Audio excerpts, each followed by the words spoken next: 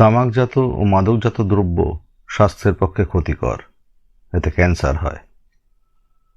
আমাদের সমস্ত গল্প বিনোদনের জন্য।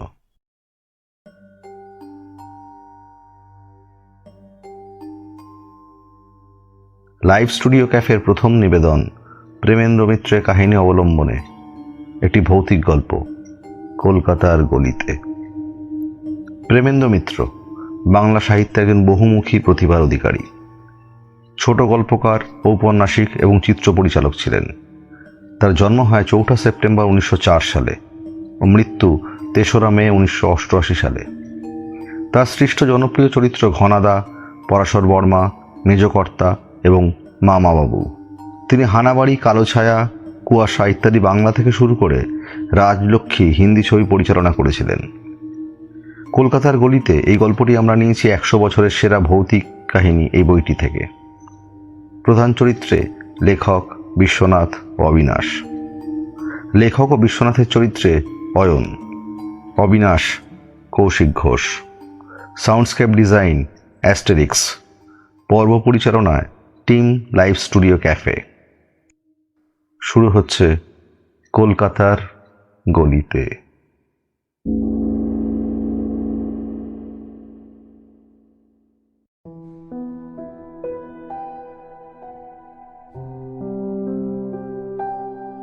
আমি বিশ্বনাথ, পাড়াগাঁয়ের ছেলে। ঘুটঘুটে অন্ধকারে দুপুর রাত্রে বাঁশবনের ভেতর দিয়ে 3 ক্রোশ পথ আমি অনায়াসে পেরিয়ে আসতে পারি। অমাবস্যায় গ্রামের সীমানা শ্মশান থেকে মরা পড়ানো কাঠ যে আমি কতবার বাজি ধরে বয়ে নিয়ে এসেছি তার ইয়ত্তা নেই। কিন্তু ভয় আমার শুধু কলকাতা শহরকে, যেখানে দুপা এগুতে হলে মানুষের গায়ে ধাক্কা লাগে। ইলেকট্রিক আর গ্যাস লাইটের কল্যাণে যেখানে দিন কি রাত চেনবার জো নেই বললেই হয়। সেইখানেই এক রাতে আমি যে বিপদে পড়েছিলাম। সেবার গাঁয়ের লাইব্রেরির জন্য বই কিনতে কলকাতা গিয়েছিলাম। ভেবেছিলাম একদিন থেকেই বইপত্র সব কিনে রাত্রের ট্রেনে বাড়ি চলে আসব। কিন্তু কলকাতায় গেলে নতুন বায়োস্কোপ, থিয়েটার এসব না দেখে কেমন করে ফেরা যায় বলতো। তার প্রথম দিনটা তো তাতেই কেটে গেল। দ্বিতীয় দিনে কলেজ স্ট্রিটে গিয়ে বইটই সব কিনে ফেললাম। সঙ্গে বিছানাপত্রের বা তুরঙ্গ বাস্কের ঝঞ্ঝাট ছিল না, শুধু একটি স্যুটকেস। তাতে বইগুলো ভরে একেবারে সোজা শিয়ালদা স্টেশনে গিয়ে উঠলেই হতো। কিন্তু হঠাৎ কি খেয়াল হলো, ভাবলাম একবার অবিনাশের সঙ্গে দেখা করে যাই। অবিনাশ আমাদের গ্রামের ছেলে, স্কুলে আমার সঙ্গেই পড়াশোনা করেছে। কলেজেও কয়েক বছর আমরা একসঙ্গেই পড়েছিলাম। অবিনাশ বেশি দিন অবশ্য কলেজে থাকেনি। অত্যন্ত খেয়ালি ছেলে, কোনো কাজে বেশি দিন লেগে থাকবার মতো ধৈর্য তার ছিল না। ছেলেবেলা থেকেই কেমন যেন তার একটা উড়ু উড়ু ভাব। বাড়ি থেকে যে কতবার সে ছেলেবেলায় পালিয়ে গিয়েছে তার ঠিক ঠিকানা নেই। বড় হয়েও তার সে স্বভাব কাটেনি। কথা নেই, বার্তা নেই। হঠাৎ একদিন হয়তো আমরা শুনলাম অবিনাশ হেঁটে সেতু বন্ধ যাওয়ার জন্য বেরিয়ে পড়েছে। তারপর হয়তো 2 মাস তার কোনো দেখা নেই। আমরা কোনো রকমের প্রক্সি দিয়ে হয়তো সেবার তার কলেজের খাতায় কামাইয়ের সংখ্যা কমিয়ে রাখলাম। কিন্তু এমন করে কতদিন রাখা যায়? বছরের শেষে এক্সামিনেশনের সময় দেখা গেল অবিনাশ আমাদের প্রক্সি দেওয়া সত্ত্বেও কলেজে এত কম দিন এসেছে যে তার পরীক্ষা দেওয়ার অনুমতি পাওয়া অসম্ভব। আমরা দুঃখিত হলাম। ছেলেটা এত আমোদে আর মিশুকে ছিল যে আমরা সবাই তাকে খুব ভালোবাসতাম। কিন্তু অবিনাশের যেন ফুর্তিই হলো। বললে, তবে আর কি ভাই, পাহাড় মাথা তাহলে একবার ঘুরে আসি। তারপর অবিনাশের আর দেখা নেই। আমাদের চেয়ে তার ধাতটাই ছিল আলাদা। পৃথিবীটা যে মস্ত বড়, এই আনন্দেই তার মন ভরপুর হয়ে থাকত। পৃথিবীর এই বিশালতাকে দেশে দেশে নতুন পথে ঘুরে ঘুরে উপভোগ করে তার আশা আর মিটতে চাইত না। যেসব দেশ সে এখনো দেখেনি, তার আকর্ষণের কথা সে মাঝে মাঝে এমন তন্ময় হয়ে বলতো যে আমাদেরও কখনো কখনো মোহ ধরে যেত। কেমন যেন মনে হতো এই ছোট্ট শহরের ছোট্ট জানা কোটি রাস্তায় দুবেলা যাওয়া আসায় জীবনে কোনো সার্থকতাই নেই। পথ যেখানে অফুরন্ত, আকাশের যেখানে কুল কিনারা নেই, এমন জায়গায় বড় করে বুক ভরে নিঃশ্বাস নিতে না পারলে যেন বাঁচাই বৃথা। কিন্তু আমাদের এই ক্ষণিক মোহ অবশ্য খানিক বাদেই কেটে যেত। কিন্তু অবিনাশের এই মোহই ছিল সব। মাস তিনেক আগে আমার গ্রামের ঠিকানায় এই অবিনাশের একটা চিঠি পেয়েছিলাম বহুদিন বাদে। একটা গলির ঠিকানা দিয়ে লিখেছিল যে অনেক জায়গা ঘুরে ফিরে সে কলকাতার এই ঠিকানায় আপাতত আছে, আমি এসে তার সঙ্গে যেন দেখা করি। এতদিন বাদে তাকে সেই ঠিকানায় পাওয়া যাবে এটা আশা করা একটু বাড়াবাড়ি ভেবেও একবার যেতে খুব ইচ্ছে হলো। বাড়ির নম্বরটা ভুলে গেছিলাম, কিন্তু গলিটা মনে ছিল। ভাবলাম কলেজ স্ট্রিট থেকে বেশি দূর হবে না, ট্রেনেরও এখন যথেষ্ট দেরি আছে, একবার দেখা করেই যাই, যদি তাকে পাওয়া যায়। একটু খোঁজাখুঁজির পর একটা গলি রাস্তায় ঢুকে একজনকে জিজ্ঞেস করে জানলাম আর একটু গেলেই অবিনাশ যে গলিতে থাকে তা পাওয়া যাবে।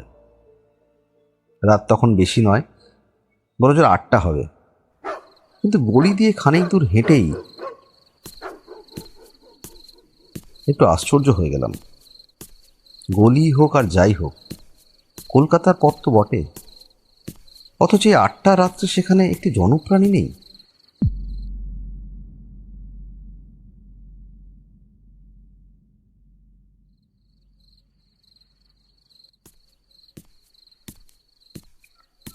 ভেবেছিলাম খানিক দূর গিয়ে আবার কাউকে পথ জিজ্ঞাসা করব, কিন্তু লোক কোথায়?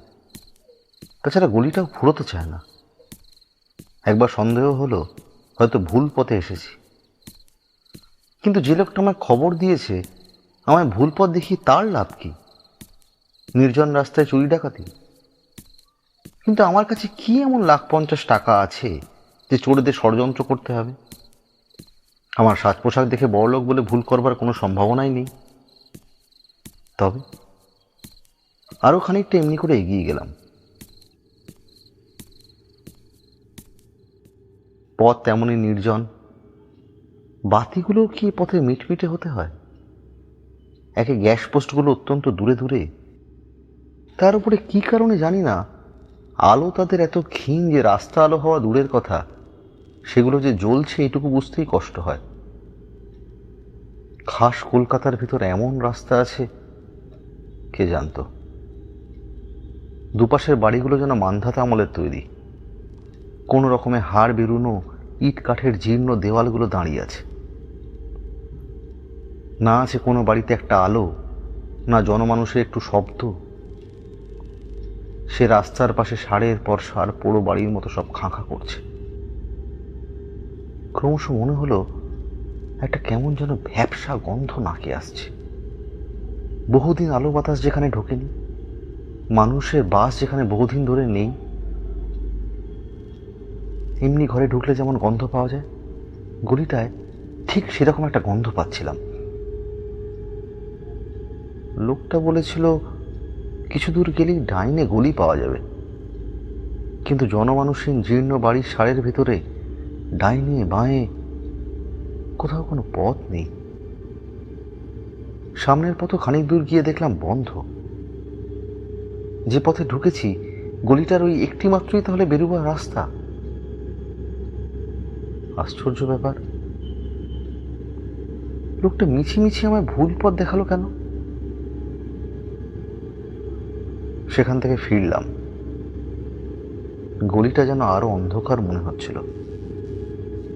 এতক্ষণ যে গ্যাসগুলো মিটমিট করে জ্বলছিল তারই কটা একেবারে নিভে গেছে দেখলাম। মনে হলো এই গলি থেকে বেরোতে পারলে বাঁচি। না না, ভীতু আমি নই, কিন্তু কলকাতা শহরের ভিতর এমন অভাবনীয় ব্যাপার দেখে গাটা কেমন ছমছম করছিল। সবে তো প্রথম রাত। কলকাতা শহরের সমস্ত রাস্তা এখন লোকজনে, গাড়ি ঘোড়ায়, মানুষের শব্দে গমগম করছে, অথচ এই পথটা কেমন করে এখন নির্জন নিস্তব্ধ হয়ে গেল। মনে হলো আমি যেন বহুকালের প্রাচীন একটা শহরে এসে পড়েছি। সে শহরের লোকজন বহুকাল আগে বাড়ি ঘর সব ছেড়ে পালিয়ে গেছে। কত বছর যে মানুষের পা সে শহরে পড়েনি কেউ যেন জানে না। আমি যেন প্রথম সে শহরের নিস্তব্ধতা ভাঙলাম।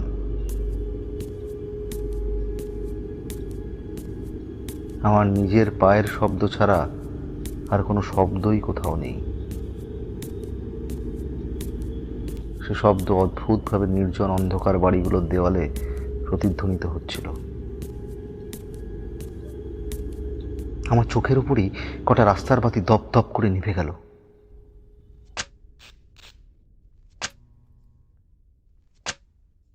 ভ্যাপসা গন্ধটা ক্রমশ যেন বেড়ে গিয়ে অসহ্য মনে হচ্ছিল। না না, এই গলি থেকে যত তাড়াতাড়ি বেরিয়ে পড়তে পারি ততই মঙ্গল। কাজ নেই আর অবিনাশের খোঁজ করে, পরে একদিন আসলেই হবে। খানিক দূর গিয়ে স্তম্ভিত হয়ে দাঁড়িয়ে পড়লাম। এদিকেও গলির পথ যে বন্ধ, কিন্তু তা কেমন করে হতে পারে? আমি একটা পথে যে গলিতে ঢুকেছি এ বিষয়ে তো কোনো সন্দেহ নেই। এই গলি দিয়ে এগোবার সময় আশেপাশে কোনো পথই দেখতে পাইনি। তাহলে গলির দুমুখ বন্ধ কেমন করে হয়? ভাবলাম হয়তো আরো একটা পথ ছিল, যাবার সময় আমার দৃষ্টি কোনো রকমে এড়িয়ে গেছে। এখন আসবার সময় ভুল করে সেইটিতেই ঢুকে পড়েছি। সেইটিরই মুখ এখানে বন্ধ। কিন্তু এরকম ভুলই বা হবে কেমন করে? আমি অন্যমনস্ক হয়ে তো ছিলাম না, আগাগোড়াই তো সজাগ হয়ে চলেছি। রাস্তায় লোক না থাকে, একটা বাড়িতে যদি একটা আলো দেখা যেত, উফ, না হয় ডেকেই জিজ্ঞাসা করতাম। যাই হোক, এখানে দাঁড়িয়ে থেকে কোনো লাভ নেই জেনে আমি আবার ফিরলাম। গলি থেকে বেরোতে হবেই। আবার সেই নির্জন অন্ধকার গলি দিয়ে শুধু নিজের পায়ের শব্দ শুনতে শুনতে এগিয়ে চললাম। গলিটা যেন ক্রমশই দীর্ঘই হয়ে চলেছে। আমার অজান্তেই কে যেন ইতিমধ্যে সেটাকে বাড়িয়ে আরো আরো অনেক লম্বা করে দিয়েছে। এবারও যখন দেখলাম গলির মুখ বন্ধ, তখন সত্যি বুকের ভিতরটা কেমন করে উঠল। একে আমরা পাড়া গাঁয়ের লোক, ফাঁকা আকাশ ফাঁকা মাঠের মধ্যে মানুষ হয়েছি। শহরে এলে এমনিতেই আমাদের হাঁপ ধরে, তার উপরে এই ভ্যাপসা গন্ধ পড়া অন্ধকার গলি।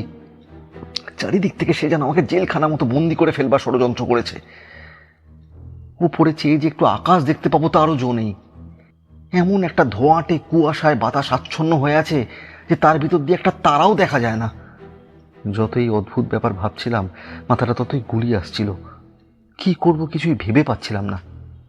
সুটকেসটা বইয়ের ভারে বেশ ভারী ছিল, সেটা বয়ে বেশ ক্লান্তই নিজেকে মনে হচ্ছিল। এমনি করে আর খানিকক্ষণ ঘুরতে হলে ক্লান্তিতেই তো বসে পড়তে হবে। হঠাৎ বুকটা ধরাস করে উঠল।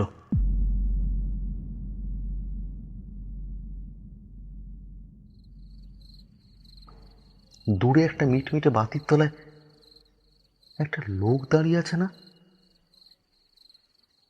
তাড়াতাড়ি সেদিকে এগিয়ে গেলাম। আরে, এই তো আমাদের অবিনাশ। এতক্ষণের ভয়ে ভাবনা সব নিমেষে ভুলে গেলাম। আনন্দে চিৎকার করে তার নাম ধরে ডাকতে সে চমকে তাকালো। বললাম, কি আশ্চর্য, তোর খোঁজ করতেই 1 ঘন্টা এই গলির ভিতরে ঘুরে ঘুরে হয়রান হচ্ছি। বাবা, কি অদ্ভুত গলিতে থাকিস তুই, ঢুকে আর বেরোনো যায় না। অবিনাশ একটু হেসে বললে, এসেছিস তাহলে ঠিক। বললাম, এসেছি আর কই, তোর দেখা না পেলেই গলির ভিতর কি তোর বাড়ি খুঁজে বার করতে পারতাম? সে কথা কোনো উত্তর না দিয়ে অবিনাশ বললে, আমায় তাহলে তোর মনে আছে ভাই? মনে থাকবে না কেন রে? না ভাই, মনে রাখে না, অথচ মানুষ যেটুকু মনে করে রাখে তার ভেতরেই আমরা বেঁচে থাকি। আমি এসে বললাম, ছিলি তো ভূপর্যটক, আর দার্শনিক হলি কবে থেকে? যাক, এখন তোর বাড়ি চল দেখি, তো সব গল্প শুনতে চাই। অবিনাশ কেমন যেন একটু নিরুৎসাহ হয়ে বললে, আমার বাড়ি? আচ্ছা চল। আমার চিঠি পেয়েছিলি? হ্যাঁ, সে তো 3 মাস আগে। তোর জন্যে কতদিন অপেক্ষা করেছিলাম, তারপর আবার বেরিয়ে পড়েছিলাম। আবার? তাহলে ফিরলি কবে? অন্যমনস্কভাবে অবিনাশ বললে, এই আজ। এই আজ? তা এবারে গেছিলি কোথায়? বলছি, চল। সেই নির্জন গলি দিয়ে তখন আমরা এগিয়ে চলেছি, কিন্তু আর তখন আগেকার কথা কিছুমাত্র মনে ছিল না। এবারে ভাই গেছিলাম বহুদূর। খিদিরপুরের ডকে বেড়াতে বেড়াতে একদিন সুন্দর একটি জাহাজ দেখলাম। সুন্দর বলতে নতুন মনে করিসনি যেন, জাহাজটা অনেক পুরনো। নোনা জল লেগে লেগে তার গায়ের রং চটে গেছে। মাস্তুলগুলো বহুদিনের পুরনো। চিমনিগুলো ধোঁয়ায় কালো হয়ে গেছে। আগাগোড়া জাহাজটা দেখলেই মনে হয় বহুকাল ধরে পৃথিবীর কত সমুদ্র সে যেন পাড়ি দিয়ে ঝুনো হয়ে গেছে। তার চেহারাতেই কেমন একটা ভবঘুরে রুক্ষ রুক্ষ ভাব, সেইটি তার সৌন্দর্য। তার উপর শুনলাম যে এখান থেকে মাল নিয়ে যাবে জবদ্বীপে। তখন আর লোভ সামলাতে পারলাম না। জবদ্বীপ, নারকেল আর তাল গাছের সার তার তীর পর্যন্ত এগিয়ে এসেছে সমুদ্রকে অভ্যর্থনা করতে। বাতাস আর জঙ্গলের মশলা গাছের গন্ধ, তার উপর গভীর বনের মাঝে তার বোরাবুদর। একেবারে মেতে উঠলাম, যেমন করেই হোক যেতেই হবে জাহাজে। কিন্তু জাহাজের ভাড়া দেবার মতো পয়সা নেই। অনেক কষ্টে জাহাজের হেড খালাসিকে খোঁজ করে তার সঙ্গে ভাব করে তাকে কিছু ঘুষ দিয়ে লুকিয়ে যাওয়ার বন্দোবস্ত করলাম। জাহাজের একধারে বিপদের সময় ব্যবহার করবার জন্য ছোট তেরপল ঢাকা বোট টাঙানো থাকে। ঠিক হলো তারই একটির ভিতর আমি থাকব, কেউ তাহলে টের পাবে না। খালাসি কোনো এক সময় লুকিয়ে এসে আমায় খাবার দিয়ে যাবে। গভীর রাতে জাহাজে চড়ে সেই বোটের ভেতরে গিয়ে হেড খালাসির নির্দেশ মতো লুকিয়ে রইলাম। ভোর হবার আগে জাহাজ ছেড়ে দিল।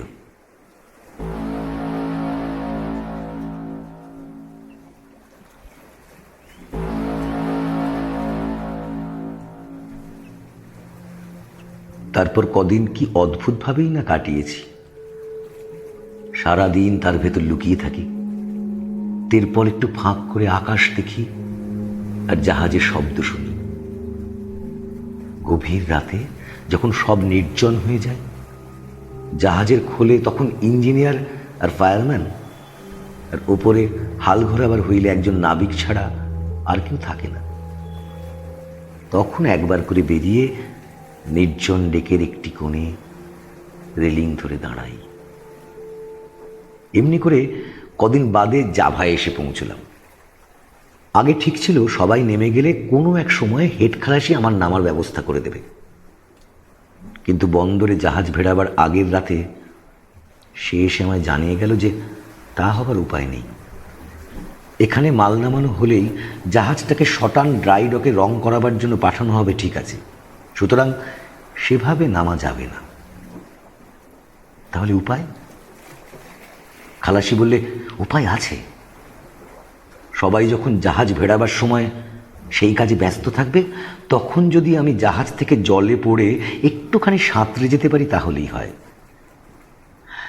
তাতেই রাজি হলাম। জাহাজ জেটিতে লাগবার আয়োজন চলছে।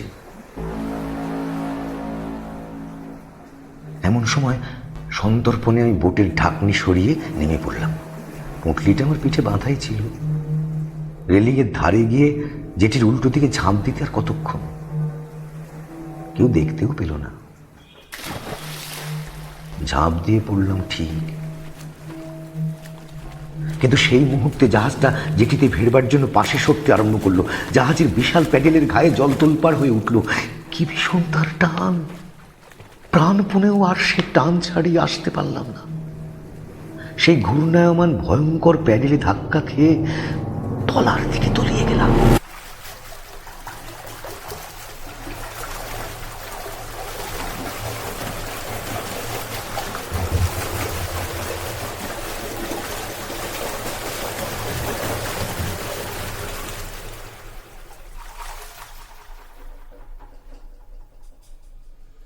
তারপর সেই প্যাডেলের ঘা কি ভয়ঙ্কর লেগেছে দেখবি। সামনে একটা গ্যাসের বাতি তখনও জ্বলছিল। অবিনাশ তার জামা তুলে দেখালো। কি জামা নিচে যে কিছুই নেই, একেবারে ফাঁকা, শূন্য। ভালো করে আবার চেয়ে দেখলাম, দেহ নেই, কিচ্ছু নেই। ওধারে গ্যাস পোস্টটা সে জামার তলে দিয়ে স্পষ্ট দেখা যাচ্ছে। উপরের দিকে চাইলাম, সেখানে অবিনাশের মাথা নেই, শূন্য শূন্য, সব শূন্য। অস্ফুট চিৎকার করে সুটকেস হাতে আমি দৌড়াতে শুরু করলাম। কিন্তু কোথায় যাব? যেদিকে যাই নির্জন গলির মুখ বন্ধ। চিৎকার করে একটা পোড়ো বাড়ির দরজায় ঘা দিলাম। তার ভিতরে দরজা জানলাগুলো পর্যন্ত সেই আঘাতের প্রতিধ্বনিতে ঝনঝন করে উঠলো, কিন্তু কারুর কোনো সাড়া নেই। অন্ধকার, এক্ষুনি মনে হলো আমার চারধারে সংকীর্ণ হয়ে আসছে অসহ্যতার ব্যবসা গন্ধ।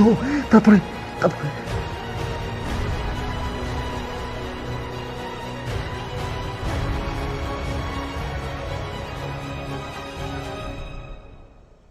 তারপরে আমার আর কিছু মনে নেই। যখন জ্ঞান হলো তখন দেখি কে একজন আমায় বলছে, উতরিয়ে বাবু, ये শিয়ালদা স্টেশন হ্যায়। শিয়ালদা স্টেশন? অবাক হয়ে দেখি আমি আমার সুটকেস সমেত একটা রিকশায় বসে আছি, সামনে শিয়ালদা স্টেশন। নেমে পড়ে তার ভাড়া চুকিয়ে দিলাম, কিন্তু কখন কেমন করে যে আমি রিকশায় উঠেছি কিছুই মনে করতে পারলাম না। হ্যাঁ, তারপর খোঁজ নিয়ে জেনেছি অবিনাশ 2 মাস আগে জাভার বন্দরে অমনি করেই মারা গেছিল। শুনছিলেন লাইভ স্টুডিও ক্যাফের প্রথম নিবেদন প্রেমেন্দ্র মিত্রের রচিত কাহিনী কলকাতার গলিতে।